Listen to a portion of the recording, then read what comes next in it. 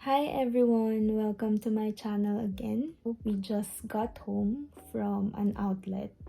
So, bumili na ako ng pang-winter na mga damit, mga gamit. Kasi long overdue na siya. Dapat before pa lumamig, nakabili na ako para mas mura. But, ngayon lang nagka-time din. And nagka-will na pumunta sa outlet kasi medyo malayo siya from where we're staying. And lumalamig na. Nakahabol naman sa sale. Mga sale naman yung nabili ko. So, that's our video for today.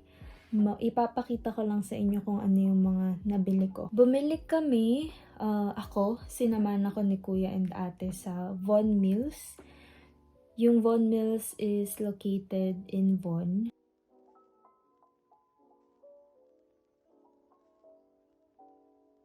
Mga 1 hour drive from sa amin. Sa mga binili ko, meron talaga akong existing list kung ano yung kailangan kong bilhin. So, unang-una dun is yung panloob. Yun yung chinek ko, nabanggit ko from my previous video, yung Heattech sa Uniqlo. So, nabili ko na siya, finally. 2 pairs of pants na para siyang leggings pero may heat technology siya. And then 2 pairs 2 pieces. 2 tops. Yung pang ano naman, pang taas naman. So bali, 2 pants, 2 top. And then pumunta kami after nun sa Roots. Doon ako bumili ng beanie and gloves. After Roots, pumunta kami ng North Face. And kahit may sale si North Face, malaki pa din, mahal pa rin siya. So, tumingin muna kami sa iba. And then, I ended up buying yung winter clothes ko, brand na Tommy Hilfiger. And then, lastly, yung winter shoes. Bumili ako naman sa UGG. Hindi ko alam anong meaning nun. Pero sabi nila ate, maganda daw na brand yun para sa mga winter shoes. So, may sale din naman. Magandang bagay. Katipid ako ng nasa $100 din. Ang wala lang sale or discount ako nabili is yung dalawang una. Yung sa Uniqlo and sa Roots. Joke! Actually, yung Roots may sale din siya. 20% off lang. Pero, kilalang brand kasi siya dito. Yung quality yung products nila. Alright, so start tayo sa first store na pinuntahan namin sa Uniqlo. Pumili ako ng 2 pants and then 2 tops. Sa pambaba, ganito siya. Bumili ako ng isang extra warm, tapos yung isa ultra warm. Ito ay without tax, $40. And then yung extra warm, mas manipis siya. Then ito, 30. Tapos, bumili ako 2 top. And this is extra warm. Ito hindi. Yung extra warm, 30. Yung hindi, 25. Next naman, pumunta kami ng Roots. So, ito yung nabili ko sa Roots. First, lamigin talaga yung kamay ko din. So, ito na-recommend nila ate kasi meron siyang, kaartehan siya. Ay, hindi ko mapapakita sa inyo. That one. May magnet! Guys! May magnet siya. Dikit. So, this is from Roots. Meron siya yung may butas para sa fingers. Kung kailangan yung mag-phone or kailangan ninyong may hawakan.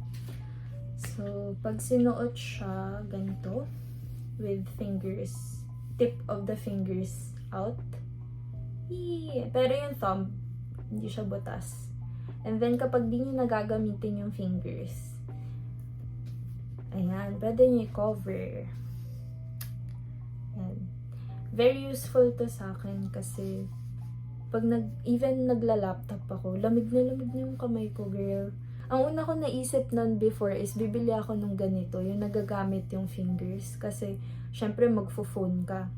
Though ito, tinry ko sa phone, hindi siya tumatalab. So, baka ito na lang. Naisip kong bumili ng 1 pair na ganito and then 1 pair na super covered na kahit walang spaces for fingers. Pero, thank you to Roots, nasa isang product na siya. Bumili din ako ng isang beanie. Kita ba? This is from Roots din. Ayan. Ang cute daw kasi nung kulay. Nung nakalugay yung buhok ko, maganda siya tingnan. Ayan. Ganyan siya.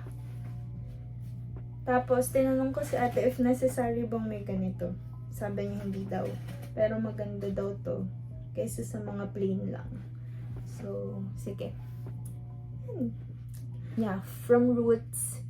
Itong gloves and beanie. Okay, for next one, pumunta kami ng Winners. Doon ako tumingin after North Face kasi nga mahal sa North Face kahit may discounts. Nakakita kami ng Tommy Hilfiger. We think na yung kapal niya nasa negative 10 degrees yung kaya niya. Though ang advisable na coat is hanggang negative 40 degrees. Bibili na lang siguro ako ng ganun ka-extreme kapag sobrang hindi ko na kaya and kailangan ko lumabas na talagang snow na snow. It's $130 without taxes pa. So, mahaba din siya kasi gusto ko covered ako. Mamaya isusuot ko, papakita ko sa inyo yung full outfit kapag sinuot ko sabay-sabay yung mga binili. Yung coat, all black. So, ayan. Meron pa siyang pa-belt dito. Ayan, if you can see. And then ito, detachable siya. Ito yung zipper niya para maalis. And last, but definitely not the least, yung winter shoes, ang pinakamahal na nabili for tonight. This is from UGG. Talagang UGG kasi yung price niya, UGG. Ganun. UGG! Dapat titingin pa ako ng mas mura. Actually, tumingin ako ng mas mura sa Winners din. And then, pumunta pa kami sa ibang parang store na madami din silang brands. Pero, ayun, hindi ganun kaganda or kakompleto yung features ng shoes. And, malapit lang din naman kasi medyo malapit yung price.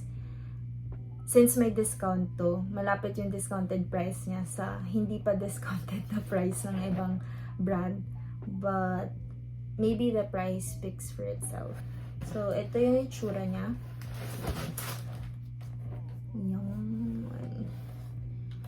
Yung sole niya, yung baba niya, medyo pang rubber shoes. Pero yung dito, medyo fashion na siya. Pwede siyang hindi naka-fold if gusto mong mas covered pa. So, ganyan siya. Then, pag covered, ganito. Ang size ko talaga is 7. Kapag sa shoes, since nagme-medyas, nagha-half size ako, 7.5. Pero dahil dito may extra layer siya of panglamig, lagay pa ako ng another half size allowance. So, 8 na itong binili ko. And, okay pa siya kahit magsuot ng winter socks. Hindi naman siya ganun kasikip. This is originally $290. And then, meron siyang 40% discount with 13% tax. And then, nabawas na yung discount. This is $196 point something. So, $200. With discount plus tax na. So, isipin mo na lang almost $100 save ka dito. So, ito na ang haul. Isunuot ko na sila lahat. Mainit, no? Para makita ninyo ang overall fit. So, from head to toe, ayan, medyo makalat dito, huwag nyo napansinin. So, roots, and then ito yung tummy, na coat. So, itong panloob ko, panloob din to. So, magdadagdag pa ako ng pants and pangtaas. Pinakita ko lang sa inyo kung ano yung fit niya. So, ito yung top. And then, ito yung leggings. And then, of course, the shoes. You can actually detach it. So, ipapakita ko sa inyo kung paano.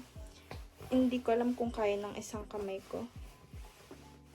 Hindi ko siya kaya. Balikan ko kayo, guys. Ayan, tinanggal ko lang yung zipper. And, voila! Detached na siya. So, naka-zipper lang siya, as you can see. Ayan. Init na ako, ha? Okay, so this is the whole feet. From head to toe. Tinaas ko na din yung boots para makita nyo yung overall ganap. Ang init pala, no? Mukha lang akong mic dito. Grabe yun, ang init. At least, na-test ko na. So, yung suot ko panloob just to show you guys na ito yung itsura niya. Pero katulad nga nung sinabi ko kanina na with this heat tech, panloob siya. So maglalagay ka pa, ako yung magsusuot. So magpapatong pa ako syempre ng pangtaas, ng top. And with this parang leggings siya. Syempre may pants pa after nito. Ayun, pinakita ko lang sa inyo yung feet.